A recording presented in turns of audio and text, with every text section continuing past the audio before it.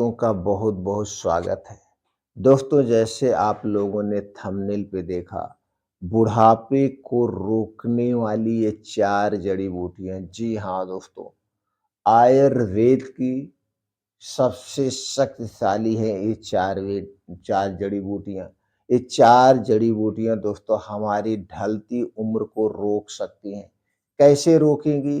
कैसे हमारे शरीर पे इनका प्रभाव पड़ता है?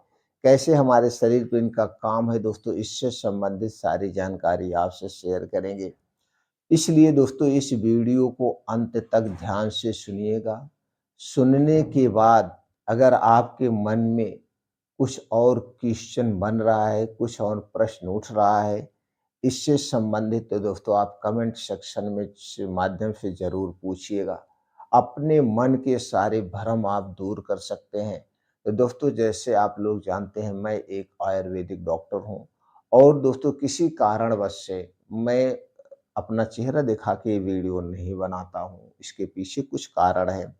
तो दोस्तों इसलिए जो हमारे चैनल पर जानकारी मिलती है आयुर्वेद से संबंधित, तो पूर्ण रूप से सेफ जानकारी, अनुभवी जानकारी, जो मैं अपने मरीजों के साथ प्रैक्टिकल करता हूँ, वही जानकारी आप तक शेयर करता हूँ। अगर आप वीडियो को ध्यान से अंत तक सुनेंगे, सुनने के बाद उसी तरीके से फॉलो करेंगे, तो दोस्तों इसका कोई साइड इफेक्ट नहीं होगा। इसके बाद भी आपके मन में कुछ प्रश्न उठ रहा है, तो आपके आसपास कोई भी आयुर्वेदिक डॉक्टर होगा।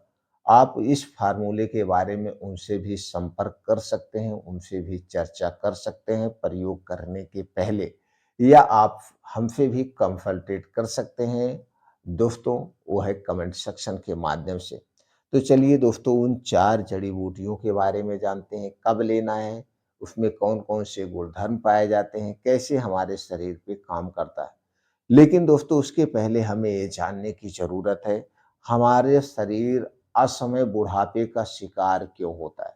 दोस्तों जैसे जान लीजिए, जितने प्राणी का जन्म हुआ है, चाहे आदमी हो, चाहे जानवर हो, चाहे कीड़े-मकोड़े हों, जिसका जन्म हुआ है, एक न एक दिन मृत्यु होना तय है।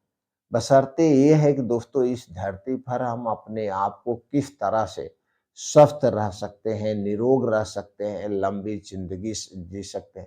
दोस्तों लंबी ज़िंदगी वही जी सकता है जिसका शरीर पूर्ण रूप से निरोगी होगा, और आपका शरीर निरोगी रहे, स्वस्थ रहे, ये आपके अपने हाथ में है। ये अपने हाथ में है दोस्तों, ये ऊपर वाले के हाथ में नहीं है। ये हमारे अपने हाथ में है, क्योंकि हमारे आपके बीच में अभी भी कुछ लोग ऐसे हैं जो 100 साल प्लस हैं, और उसका जीता जागता सबूत दोस्तों मैं हूँ। हमारे घर पे हमारे पिताजी 4 भाई हैं, और चारों भाई आज भी जिंदा हैं। चारों भाई में सबसे जो बड़े भाई हैं, यानी कि हमारे जो बड़े पिताजी हैं, उनकी उम्र 104 साल है। उसके बाद दोस्तों हमारे दूसरे चाचा जी हैं, उनकी उम्र लगभग 100 साल है। उसके बाद मेरे पिताजी हैं, जिनकी उम्र दोस्तों 94 प्लस है, और हमारे चाचा की उम्र दोस्तों 85 प्लस है। यानी घर पे 4 लोग आज भी जिंदा हैं, और दोस्तों इन चारों लोगों की फिर बड़े दुःख की बात है, पत्नियाँ नहीं हैं। ये पत्नियाँ चल बसी हैं, और मैं इन चारों की दिनचर्या के बारे में दोस्तों आज 25 साल से जान रहा हूँ। 25 साल से जान रहा हूँ, और दोस्तों 25 से सॉरी दोस्तों 25 नहीं, 50 साल से, मेरी उम्र 50 साल होने वाली है। तो यानी 30-35 साल से तो मैं जान ही रहा हूँ, और जब से मैं जानने लायक हुआ हूँ, तो दोस्तों मैं जब से जानने लायक हुआ तब से मैं देख रहा हूँ दोस्तों, कभी भी इन लोगों को किसी भी दवा की ज़रूरत नहीं पड़ती है। हल्का-फुल्का अगर जुकाम-बुखार होता है तो घर पे काढ़ा बना के प्रयोग कर लेते हैं, उससे ठीक हो जाता है। नहीं तो कभी कोई गंभीर बीमारी नहीं हुई है, ना तो गंभीर बीमारी के कारण किसी दवा का प्रयोग किए हैं। अब अगर हम दिनचर्या की बात करें, तो दोस्तों ये लोग घर का बना हुआ खाना ही खाते हैं, और सूर्य डूबने के पहले ही खाना खा लेते हैं, और सुबह एक बार खाते हैं, यानी कि 11-12 बजे नहा धुल के खाते हैं। तो ये 11-12 बजे सुबह खाते हैं, फिर रात में सूर्य डूबने के पहले खाना खाते हैं। अगर दिन में और कुछ बात करें तो ना ये चाय पीते हैं, ना तो ब्रेड, ना तो टोस्ट, आप इन्हें कुछ नहीं खिला सकते हैं। बाहर की कोई भी चीज़ आप इन्हें बिल्कुल नहीं खिला सकते हैं, सिर्फ़ और सिर्फ़ एक खाना खाते हैं। और दोस्तों जो गाँव में आप जानते हैं, गाँव में खेतों में बहुत सारी चीज़ें पाई जाती हैं, जैसे कुछ सब्जियाँ होती हैं। सब्जियों की बात करें, गाजर, चुकंदर, टमाटर, ये साग-सब्जियाँ यही सब ये खाते हैं, ऐसी इनकी दिनचर्या है, कुछ भी नहीं खाते हैं। तब दोस्तों हमने अनुभव किया, आज के समय में लोग क्या खा पी रहे हैं आप जानते हैं।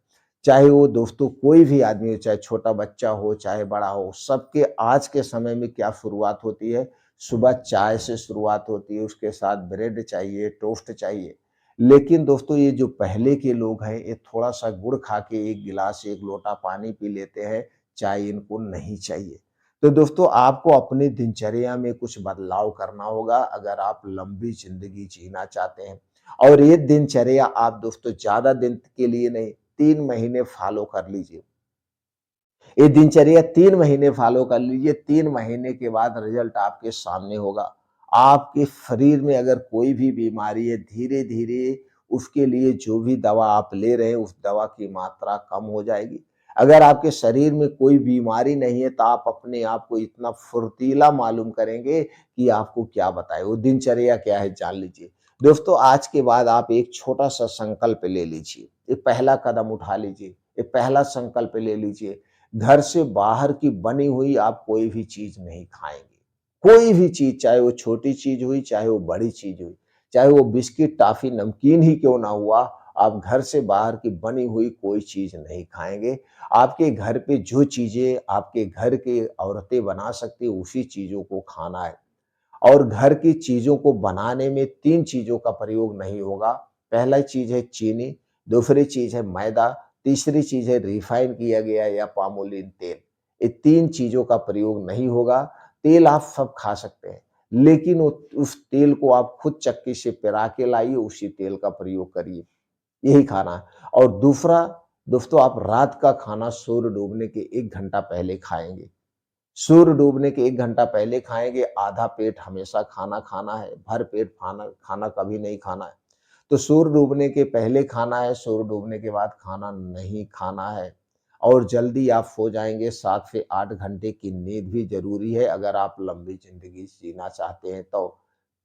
चिंता, डिप्रेशन से आपको दूर रहना है और दिन भर में खुल के, जम के एक बार आपको हँसना है।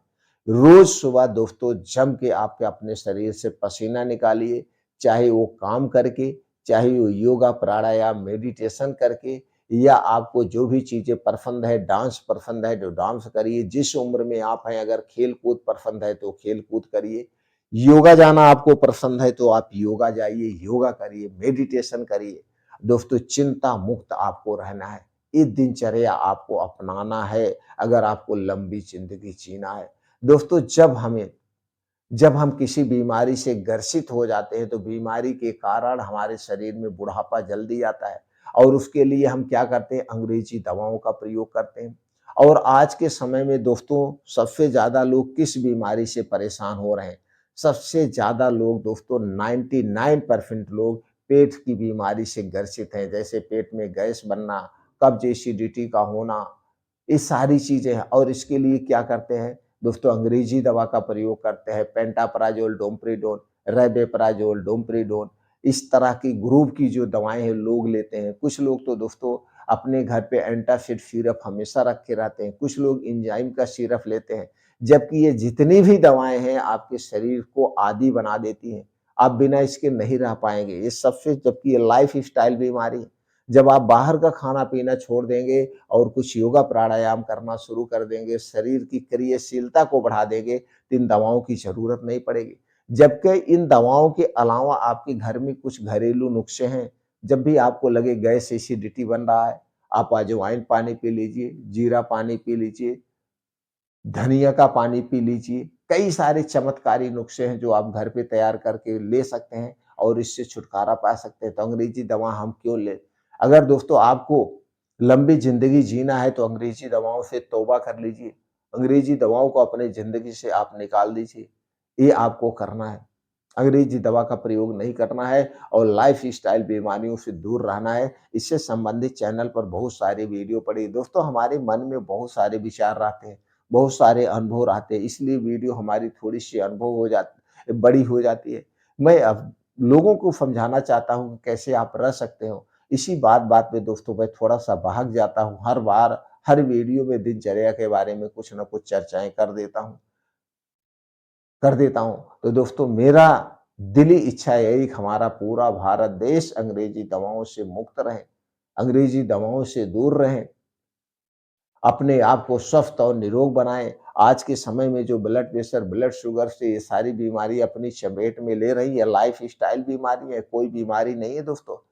ये हमारे गलत खान-पान, गलत दिनचर्या के कारण ही होती है।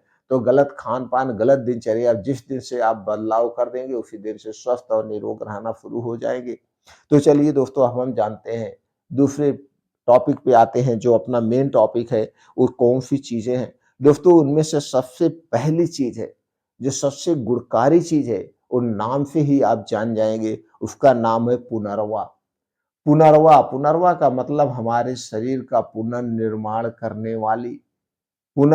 करने वाली औषधि। ये पुनर्वा का काम क्या है दोस्तों? ये हमारे डायरेक्ट किडनी, हार्ट और लीवर पर काम करती है। इसके बहुत सारे फ़ायदे हैं। अगर आप पुनर्वा को आयुर्वेदिक तरीके से यूज़ करेंगे दोस्तों, आपको नुकसान नहीं देगा। मार्केट में आपको पुनर्वा रिस्ट का कैप्सूल मिल जाएगा, पुनर्वा रिस्ट का काढ़ा मिल जाएगा, पुनर्वा रिस्ट का टैबलेट, सिरप सब कुछ मिलता है। तो पहली औषधि क्या है दोस्तों? वह है पुनर्वा। पुनर्वा बहुत ही इफ़ेक्टिव है। दूसरी औषधि है दोस्तों वो है ब्राह्मी। ब्राह्मी जो ये जड़ी है दोस्तों, ब्राह्मी का जो पेड़ होता है, ये हमारे दिमाग को, याददाश्त को तेज करता है, चिंता, डिप्रेशन से दूर रखता है और हमारे शरीर के वात, पित्त, कफ तीनों को बैलेंस करके रखता है। सबसे बड़ा काम तो इसका यही है और आज के समय में सबके शरीर का वात, पित्त, कफ बढ़ा हुआ है, तो हमारे शरीर के वात, पित्त, कफ को भी बैलेंस करके रखता है ये पुनर्वा। इसके साथ-साथ दोस्तों पाचन तंत्र को स्ट्रॉन्ग बनाता है और तीसरी औषधि जो है दोस्तों वो है गोछरू यानी गोखरू। गोखरू 2 टाइप का आता है, एक छोटा गोखरू, एक बड़ा गोखरू, तो दोनों ही गुणकारी हैं, तो आप बड़ा गोखरू लेना है। गोखरू दोस्तों आपको किडनी से संबंधित जो समस्याएँ होती हैं उसे दूर करने में मदद करता है और हमारी किडनी को स्वस्थ और निरोग रखता है, हमारे शरीर के वात, पित्त, कफ को बैलेंस करके रखता है। इसके बहुत सारे आपको मिल जाएँगे। आपको दोस्तों गोछुराज सिरप मिल जाएगा, गोछुराज टैबलेट मिल जाएगा, गोखरू का पाउडर मिल जाएगा, सब कुछ मार्केट में मिलता है। लेकिन आपको जड़ी लेना है। तो चलिए दोस्तों तीसरी चीज़ के बारे में जान लिए और चौथी चीज़ है जिसे आयुर्वेद का सबसे शक्तिशाली औषधि कहा गया है। आयुर्वेद की सबसे शक्तिशाली औषधि और नाम से ही पता चलता है कि ये सबसे शक्तिशाली है, वो है अश्वगंधा। दोस्तों अश्वगंधा ये माने अश्व माने घोड़ा, गंधा घोड़े की गंध आती है इसमें और एक तरीका तो ये भी पहचानने का दूसरा है दोस्तों, अश्वगंधा मतलब अश्व कितनी शक्ति आपको प्रदान करती है अश्वगंधा। अश्वगंधा हमारे शरीर के वात, पित्त, कफ को बैलेंस करके रखती है। जो हमारा शरीर कमज़ोर हो जा रहा है, हमारे शरीर की शक्तियाँ क्षीण हो जा रही है, हमारी स्टैमिना पावर कम हो जा रही है, हमारी इम्यूनिटी वीक हो जा रही है, इन सबको दोस्तों मजबूती देता है, स्ट्रॉन्ग बनाता है, ये अश्वगंधा बड़ा ही गुणकारी है और हमारे शरीर के वात, पित्त, कफ को भी बैलेंस करके रखता है, यानी शारीरिक कमजोरी को भी दूर करता है। तो ये 4 तरह की जो औषधियाँ हैं, असमय जो हम बुढ़ापे के शिकार होते हैं, हमारा शरीर जो कमज़ोर हो जाता है, उन सबको काम करेगा क्योंकि इसमें जो चीज़ें हैं, शरीर के हर एक महत्वपूर्ण अंग पर काम करती है। जैसे हमारे लीवर के लिए अमृत का काम करती है, किडनी हो गया, हृदय हो गया, गॉल ब्लैडर हो गया, सबको स्वस्थ और निरोग रखने का ये चारों औषधियों का काम है। अब चलिए दोस्तों इसको जानते हैं प्रयोग कैसे करना है, कैसे उपयोग करना है, किसे करना चाहिए, किसे नहीं करना चाहिए, ये जान लेते हैं। दोस्तों आपको चाहिए अश्वगंधा की जड़ी 50 ग्राम, ये सारी चीज़ें पंसारी की दुकान पे आपको मिल जाएगी। अगर आप इसे पाउडर मार्केट से खरीदना चाहते हैं तो पाउडर मिल जाएगा, लेकिन पाउडर थोड़ा-सा महँगा पड़ता है। और अगर ये साबुत जड़ी लेते हैं तो जड़ी ये सस्ती पड़ती है, आप घर पे पाउडर तैयार कर सकते हैं। तो चलिए कैसे तैयार करना जान लेते हैं। आपको चाहिए अश्वगंधा 50 ग्राम, ब्राह्मी 50 ग्राम, पुनर्वा 50 ग्राम, गोखरू 50 ग्राम। यानी कि चारों औषधियों को 50-50 ग्राम लेना है। इसे अच्छी तरह से सुखा लेना है। इसे साफ-साफ कर लेना है, अगर इसमें मट्टी वगैरह है तो पहले इसे धुल दीजिए।